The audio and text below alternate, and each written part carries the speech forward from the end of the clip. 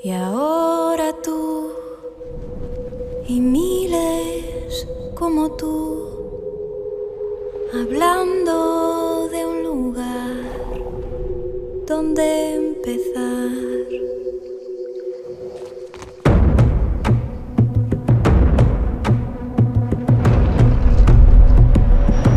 Y ahora aquí tu voz vuelve a existir y aquella sensación de ser feliz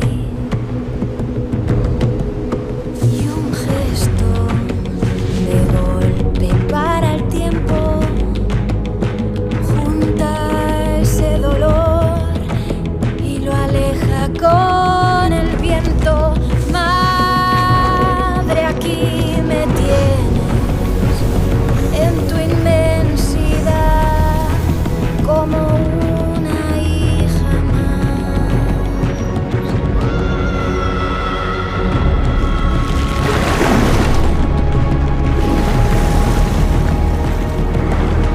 Debe haber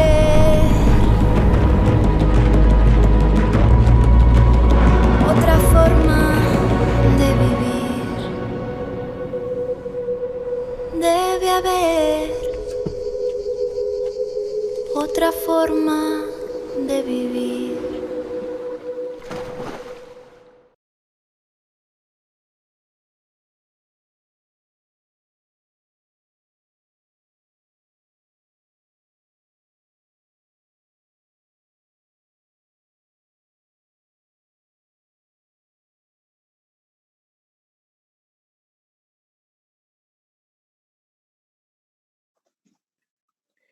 Estamos de vuelta en cubierta. We are back on deck after a few hours of a voyage in which we left the port, and we're going to know the reality and the truth of the seas from all around the world.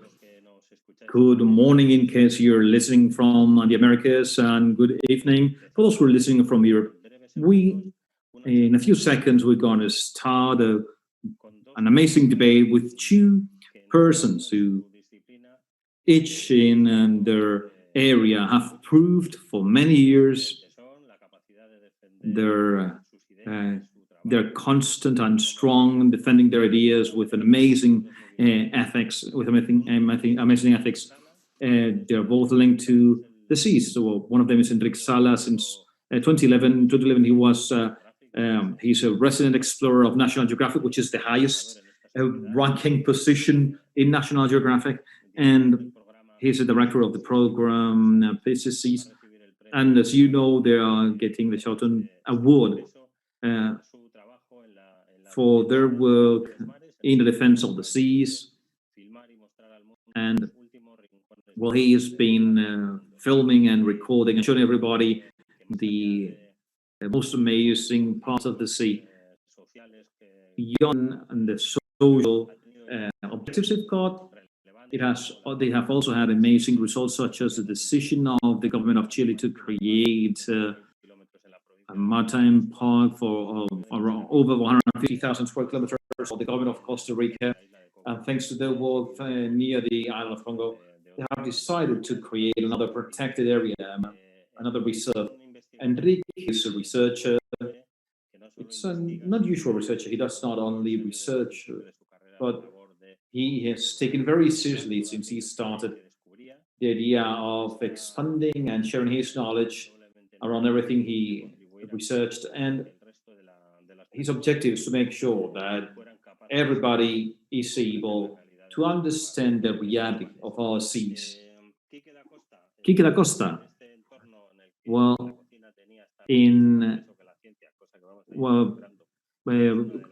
cuisine has been more important than science, something that we're going to try to balance out, and that's the objective of this meeting here. Quique Dacosta is one of the best chefs in Spain.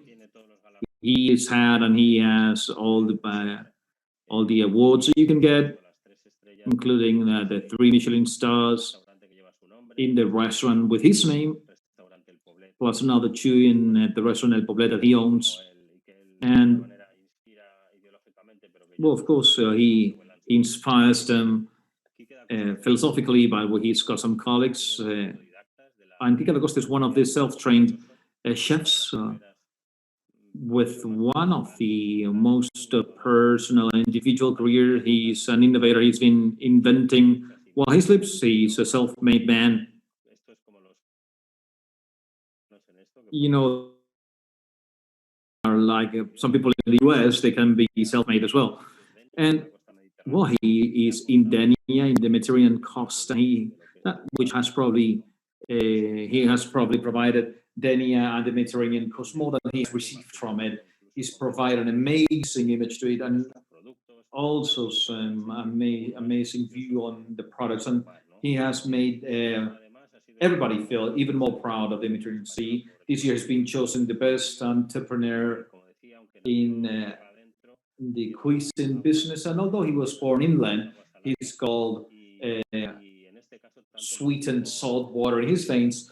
And well, Quique and Enrique, they are especially connected to the Mediterranean Sea. One of them because he was born there, and the other one because he is one of those using it the most. And they are both very close to the sea. And I believe that they can help us, they can help shed some light on how the world of science can collaborate in this shared objective of raising awareness amongst the population on the fact that we have to take measures if we want our sons and daughters and grandsons and daughters to be able to find seas as healthy, at least healthier than the ones that Commander Cousteau found a few years ago. We'll be talking about a documentary we'll be showing this afternoon as well. Quique, Enrique, welcome to this meeting of the seas. Thank you for being here. One of you, well, Enrique is in Washington and Quique is in Denia. We see that Quique is enjoying the Mediterranean sun, and the other one's inside his house. I would like to just welcome you, and we have some questions here that are interesting and can be a bit polemic to make sure that people don't start sleeping too much of a siesta here in Europe at least. So if you could tell us which are the 4 or 5 main ideas in your head around this topic that we are here to talk about today. So, you know, the other I'm going to give is the one that I can see on screen right now, which is the one I just got. I don't know. So, Enrique, whenever you're ready. Thank you. Thank you, Benjamin.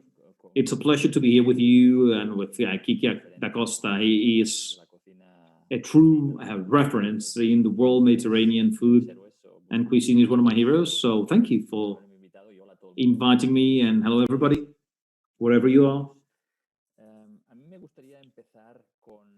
I would like to start with a thought and try to fight against a myth, because we hear that we need to produce much more food to be able to provide food for 10 billion people by 2050. And we also hear that we have to cut more trees and look in the seas and get more from the sea to be able to provide that food. But the truth is that it was already producing enough food for 10 billion people. The issue is that we're wasting 1/3 of that food from the farm on the sea to the table. So in poor countries, waste happens at sea.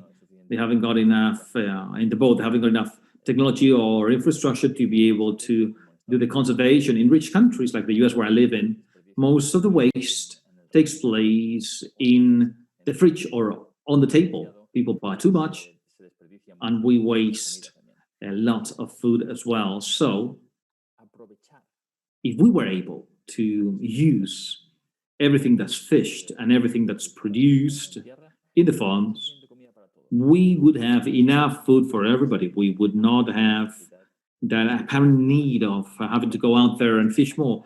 And fishing more is not going to provide us with more fish anyway, because total capture, global capture of fish peaked in 1996, and they've been dropping since then. We got to that peak 1996, so many years ago, 14 years ago. Now some independent researchers tell us that 2/3 of the species are being fished around the world are overfished, which means that we are extracting fish faster than they can actually reproduce. And so, go out there and fish more. It's not going to provide more fish. In Spain, 80% of the fish that's been consumed does not come from the Spanish coast, comes from elsewhere, and about half comes from aquaculture.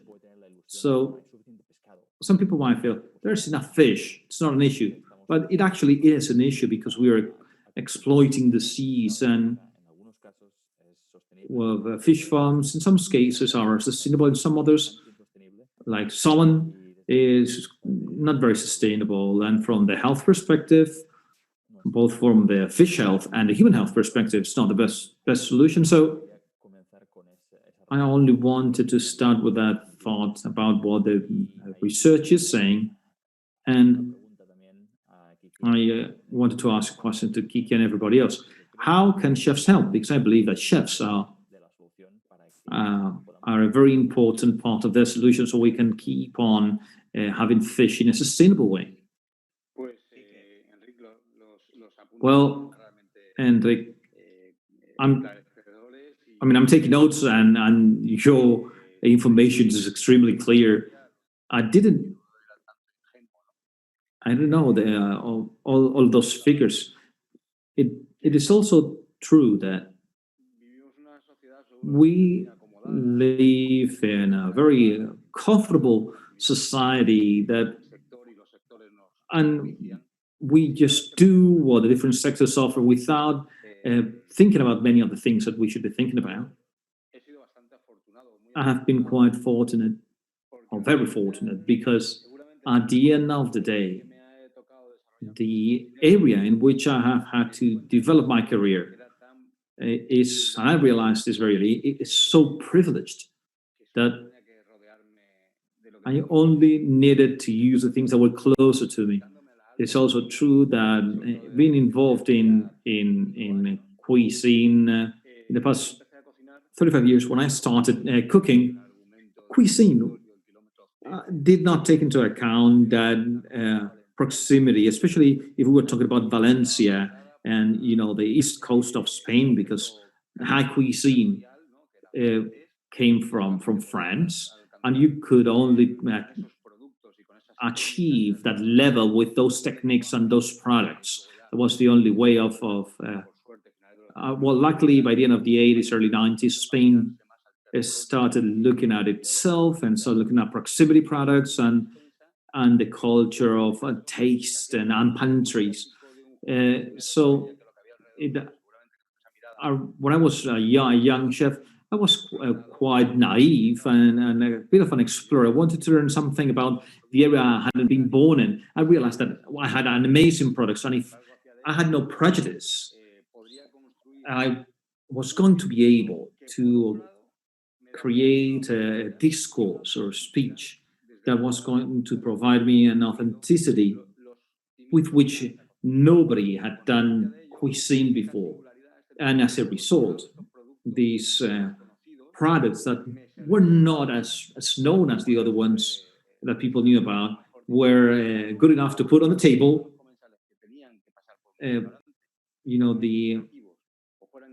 The idea that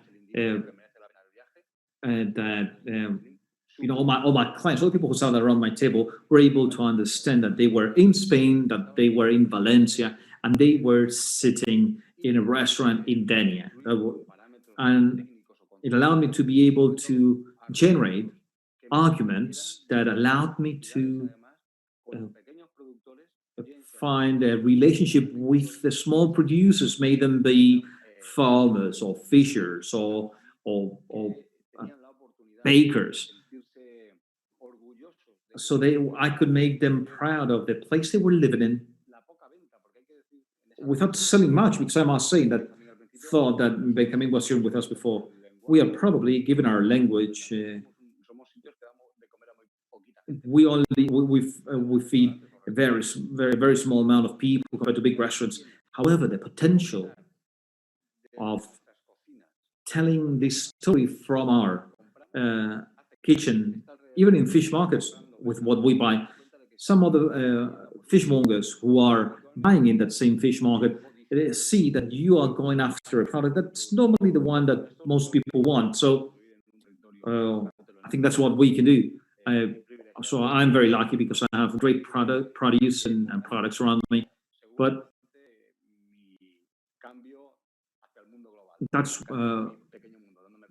that's how I contribute to the global change in my small world.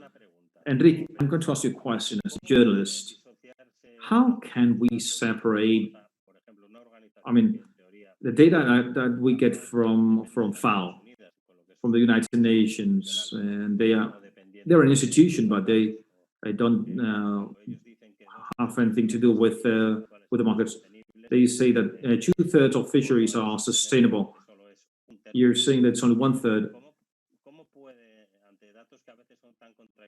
What can we do with the space of information? That's just one example, but there are many others. How can the citizen that's actually worried about these topics find the truth, or what should happen to make sure that you and other sectors? I'm not talking about business. I'm not talking about representatives from fishing companies. They're going to be in the event because we want to have everybody involved here. But how can we get closer and make sure that also we can all use a set of data? I'm saying this, sorry, Enrique, because some days I go to bed feeling very happy and optimistic. I'm very worried about the future of the season. Some of the days I go to bed and I can't sleep because I think that what's happening is horrible. And, you know, some people say someone's too optimistic, and the other guys say that these guys are not telling the truth. So how can we find something that's useful for journalists or an average citizen? Sometimes we cannot have any other information than the one that's being published. It is true that we might be confusing the public, because that's what I hear. I mean, you go to the market and there's fish every day. Well, they don't know that that fish has been fished deeper and farther away. And although the production near home is much smaller, what we believe is natural has changed with time. My father told me the stories of huge fish, and my grandfather spoke about bigger fish. And we have historical information that says that we have reduced not just the number, but also the size of fish. In Europe, in European rivers, we had 5-meter long sturgeons, and now nobody's seen that. We have different organizations, of course, and we all carry out our own research, and it's published in scientific magazines with a language that's quite technical. And then you've got FAO. And what FAO does is to gather the information that the countries are sending.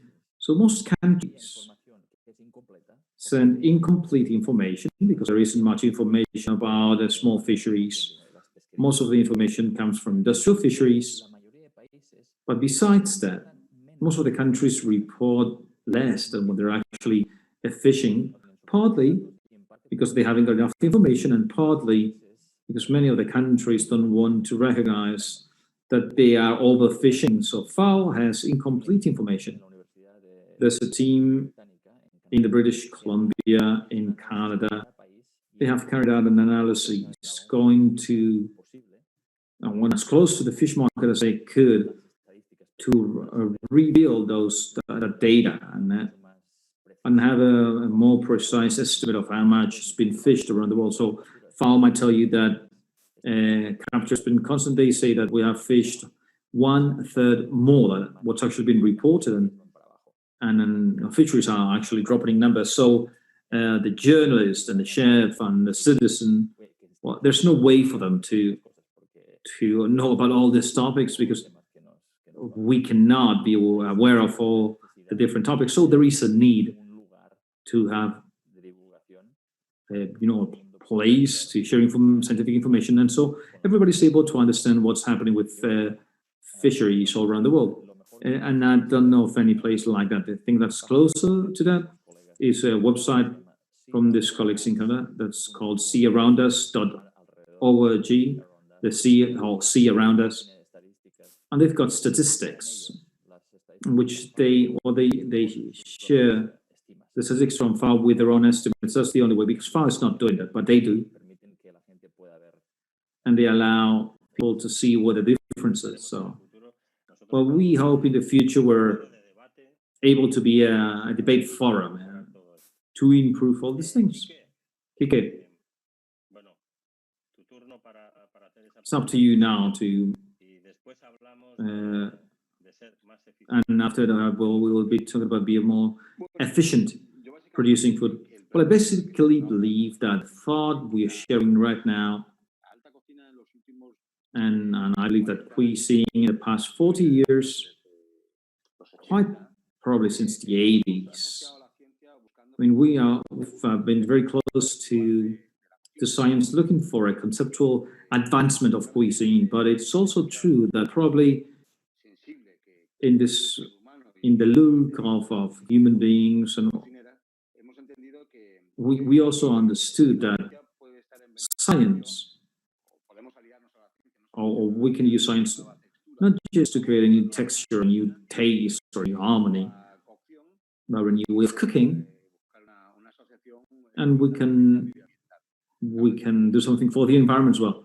As I was saying before, I believe that the table is an amazing place to make sure that all around the world, on all the tables around the world, we have to increase the culture of people who are sitting with us for 2 or 3 hours. So if we have the chance to raise awareness, I mean, it's an amazing opportunity. Because not everybody has 3 or 4 hours to take a look at a documentary, and quite probably telling what's behind our work, which is an artisan work. That's where I believe that science and cuisine, for the advantage of science and the environment, trying to educate our clients, because our clients are average citizens, and we have to help science provide trustworthy data people can believe. We shouldn't be seeing contradictory information from people or the other, and we cannot demand from the society to research that if they are just surviving in their own economy, they're buying, just the fish they can afford. But we should go a step forward and join science and cuisine in a realistic way to share knowledge. Pero siempre porque hay una conciencia y una sensibilidad por mi parte a ello. O sea, quiero decir, no todo el mundo debe tener. But always, because of course, not everybody has to be in love with something else. I think sustainability is in the hands of all of us, but some people might feel closer to one thing or the other. I've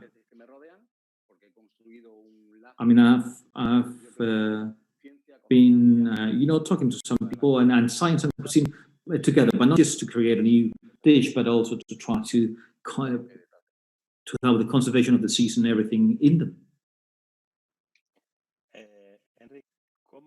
Enrique, how do you think we can be more efficient producing food? Because the first thing you said was that there's food already. That's what I understood.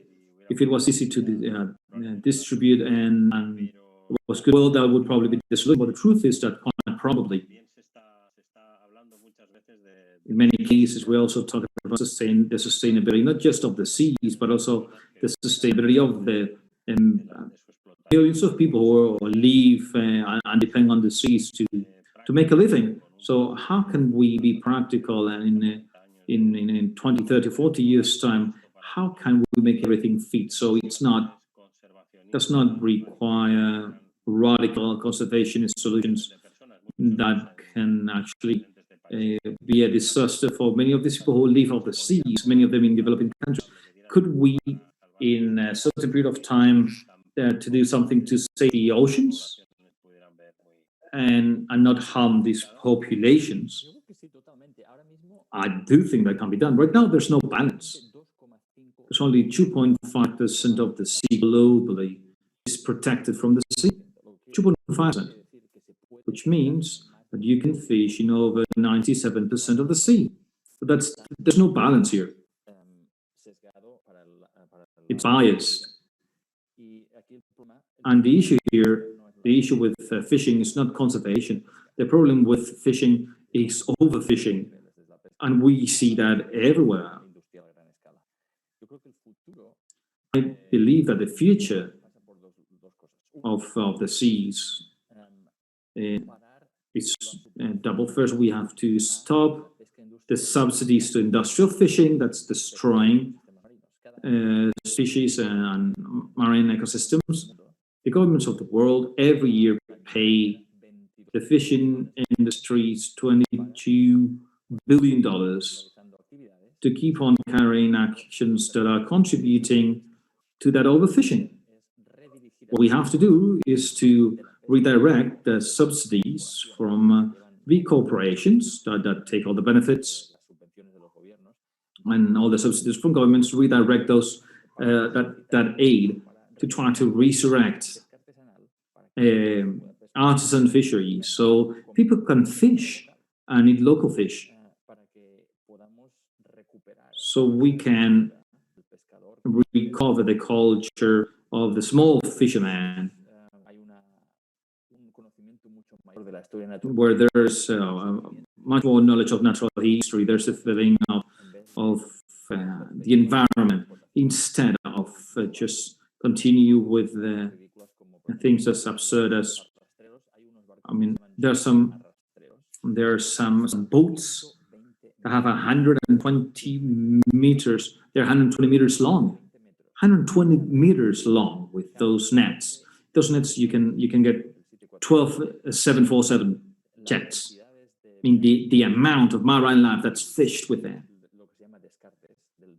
and the waste and everything they destroy. It's just like throwing an atomic bomb into the sea. And we need to be able to redirect those resources to help small fishers. And the ones, I believe there's a resource with amazing possibilities that's not being used, which are algae. Many of them can be eaten in Asia. They've been eating them for ages. In Spain, you can find them, but they have tons of iron and protein and other micronutrients that are much more important than vegetables. And so the only thing you need for seaweeds is sun and seawater. There's nothing more sustainable. I believe there's the opportunity for a huge market here. And also to increase the sustainability of the sea. So those are the ideas, to redirect the resources from big industries and help small fishermen. That's something that would be beneficial for local communities as well. And try to develop the most sustainable aquaculture, which is seaweed aquaculture. Quique, I think he just put on the table two very nice dishes for you to develop. And they fit perfectly well with something that's actually happening naturally in the kitchens, which is to use the resources you've got, something that has always happened in every kitchen, every time, anytime you find manufactured products. I don't know. While I was listening to you, I was trying to imagine the last time I went to a supermarket and I found, a sliced fish in which there was a not very beautiful part. I mean, we're also, the aesthetics and the center of the loin. So, we don't, just the center of that line. So we are part of this issue every time we go to the market. And it is true that philosophy the philosophy of our mothers and our mothers of using everything, especially because we came from other times in which there was more need and the product was a scarce resource, not because you had they cannot be fished, but because you had no access to those products. Well, that allowed us to be much better nourished. Well, now we only want the right of the center of the sea bass, and I want the skin, and everything you're saying. I mean, we have to look for some, to talk to the industry, and also with the last part of the chain, which is the consumer. Of course, I'm talking about cuisine, and that's probably the worst place, because I mean, you want the best caviar possible, the best possible loin for all the clients that come to a 3-star Michelin restaurant, because they expect everything to be, you know, the most amazing creation. So I'm the best part to be involved in all of these issues. But you know, making cuisine beautiful without just the looks is very important, and popular recipes, and it depends on the culture you're coming with, but some of these traditions, I mean, seaweed in Europe, we didn't have seaweed production in Spain. We've only got it for a few years now. So success in many cases. I've been collaborating with some NGOs, and sometimes you want to import things from other cultures, and as a consequence, the success of seaweed will be if our culture starts to be more open. I mean, we like Japanese, but we don't like seaweed. But try to, you know, open our and learn a bit more, and understand more, you know, different tastes. It's just like the idea of having protein from insects. You know, depending on the part of the world you're coming from, it's you know, having insects on the table is something normal. In some other countries, something that they're very used to. Quique, if I may, just an anecdote about the things you're mentioning. I come from the Basque country in the north of Spain, and I mean, it's only been one generation, you know, loving just the loin. It's quite recent. I'm 52, and I was born in the 68, in 1960, like in Madrid. And when I got to Madrid, for the first time I was 18, and in the fishmonger I saw hake, but also some other fishes without a head. I was Basque, and I did not understand. I could not understand why people were buying that. How are you going to buy a fish without a head? We all know what happens, you know, in gas films. You know, a body without a head. There's no way of knowing anything about it. But in the previous generation, people were using 100% of the product, soups and the head and you know, the bones, and then the tail was for something else, and everything's used. So you're not using everything is quite. It's quite recent. It seems that requires more time and devoting more time to cooking, but it wouldn't be as hard as eating insects. It only requires to go one generation back in time. We did that, and people at home were using everything they could. And I believe that with animals that has happened, and with manufacturers are doing that, and people have started using, you know, other cuts of meat. I'm thinking about a two Michelin star restaurant, and you've got a whole menu with cuts of meat. In Madrid, there's also a restaurant that's devoted to these cuts of meat. And maybe with fish, we could try to explore this path. Yes, of course, that can be done, and we know the ones who love guts. We're few. There's only a few of us who like guts, and probably in Latin America, or I mean in Madrid, people eat more of that as well, probably. But I think we have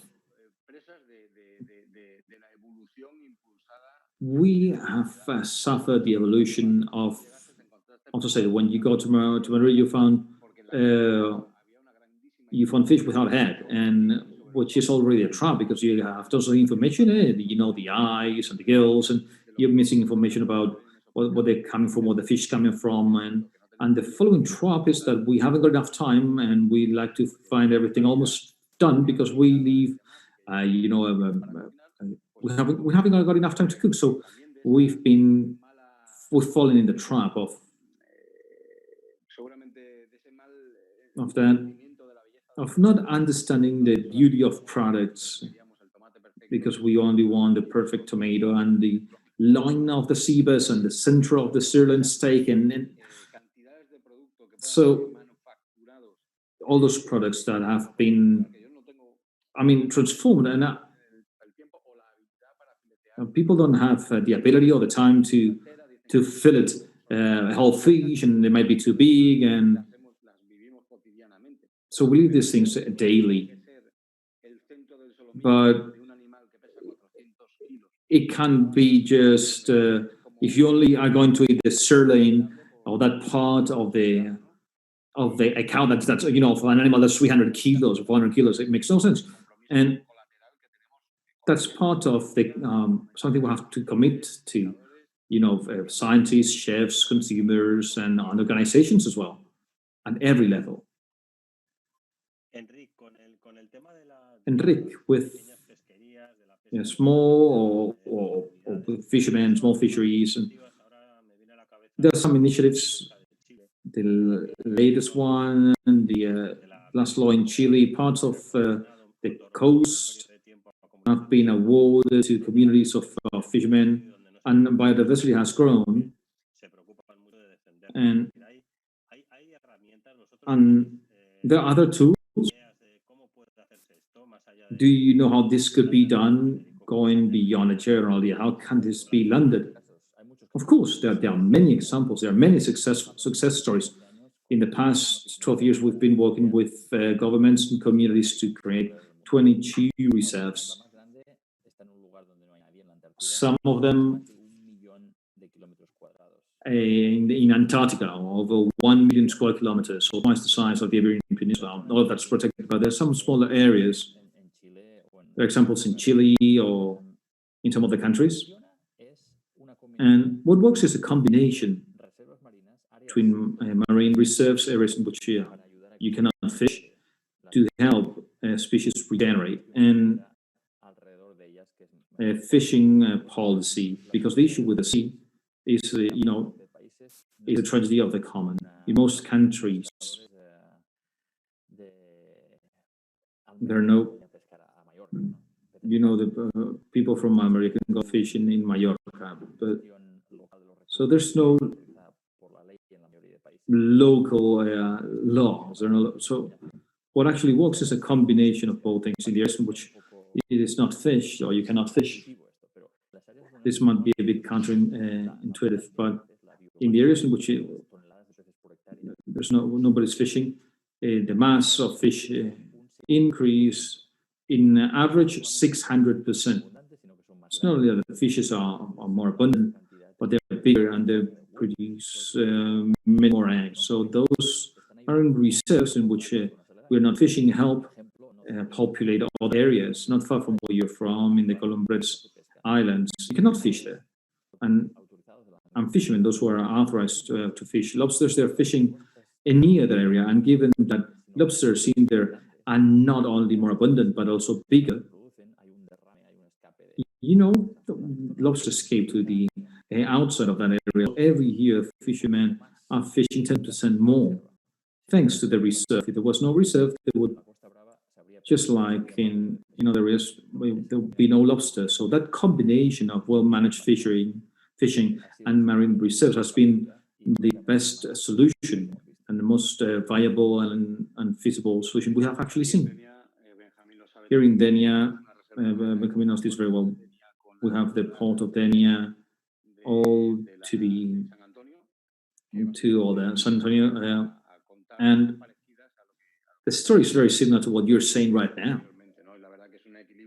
And the truth is that this is amazing, an amazing balance. It's also true that when these decisions are made, at the end of the day, fishermen get angry. They feel it's an aggression. But of course, what you're actually doing is increasing the possibility of having this product. It'll be just like the golden goose story. In many cases, you have to be able to look a bit more in long term, but it is hard. Before we started with, when we were not on screen yet, we were also talking about a very interesting topic, which is how things change. What's actually happening today? Everything has to do with COVID and this short but very intense period of time in which our lives have been stopped. We have had time to do things that we thought we did not have time for, and we've been forced to cook and think and realize that maybe what we were doing didn't actually make sense. The world has reduced its speed, and now you can see what's out the window. So how can this change? So I believe this is we're not at the end of all this, but how can this change all the topics we've talked about? In a few months, if we're not confined again, we'll see if the tree was crooked enough and there was only something circumstantial. And we go back to business as usual, and once again, just as barbarians. But it's also true that COVID, at least in that sense, it seems that COVID has made people think and has become not just a virus, but also a coach, a psychoanalyst, a mirror in which you have to look at yourself in. And we have analyzed what we had been doing, but I understand we're going to have to change our habits quite a lot. Lots of things are going to have to change globally so we don't suffer the same situation again. And what it actually seems is that the fact that we had to face quite probably not just cooking, but also entertaining ourselves and exploring things in the kitchen. Realizing that we could try to cut and make some soup and do bread and things that we have all done. Well, I hope that has brought about a certain conscience about consumption as well. The consumption of all this,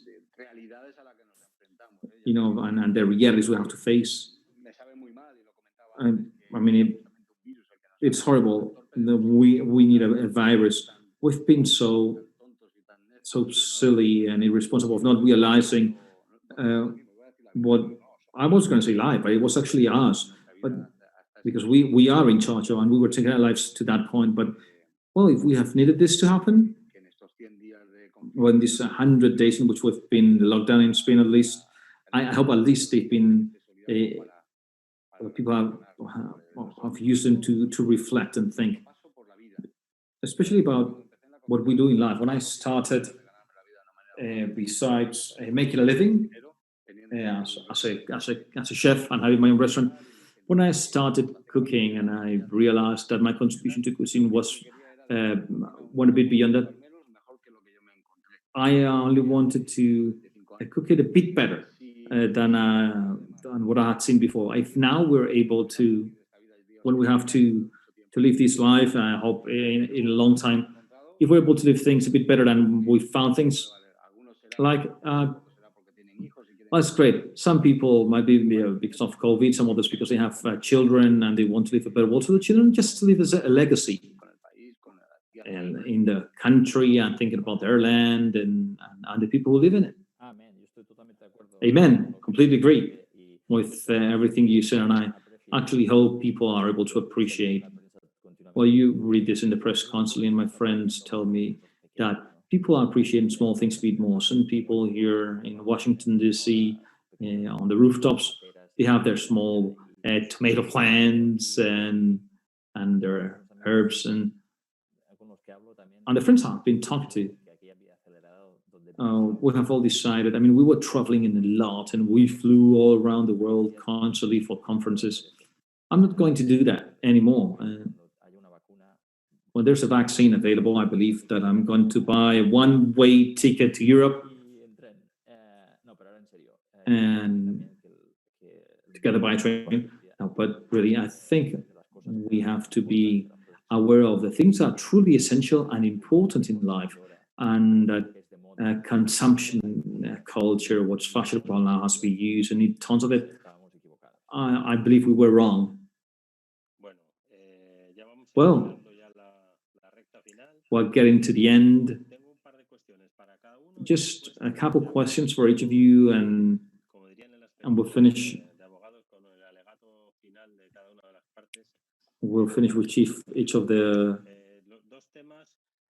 parties are going to have some time to offer the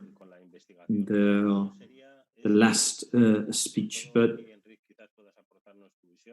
so maybe Enrique can give us your view about it. Aquaculture 4.0, the one that in a few years could be sustainable for many species.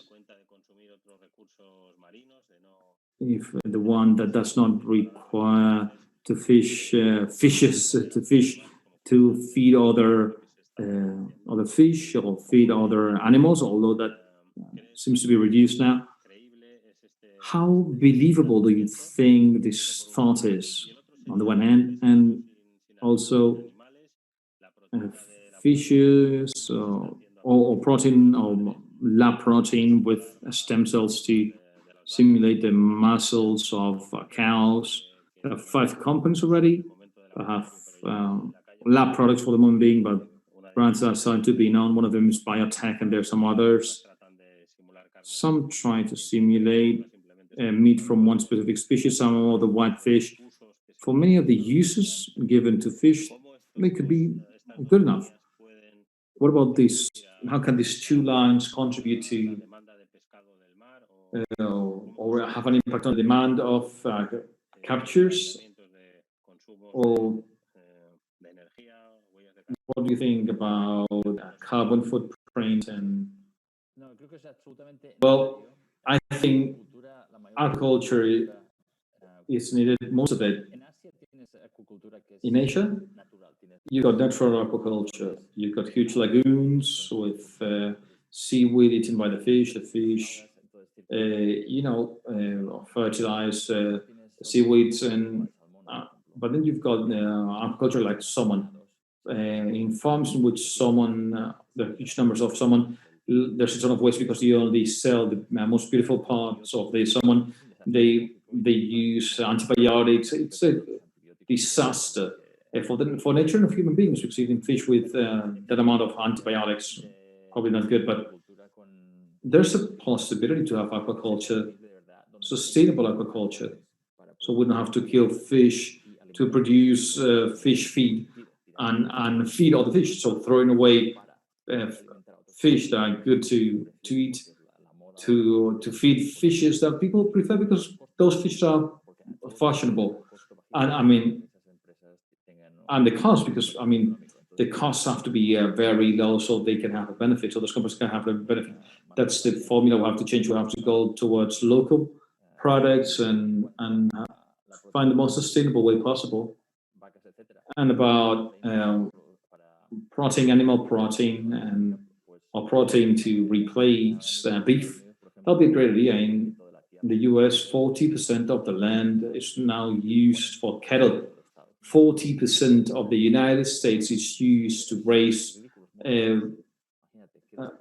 cows. I mean, that's just amazing. We don't need that much meat. There are great ways to change the way in which we produce food. The only ones would be losing would be the big lobbies, big companies that control the markets. And Benjamin, Quique, thank you for being with me today.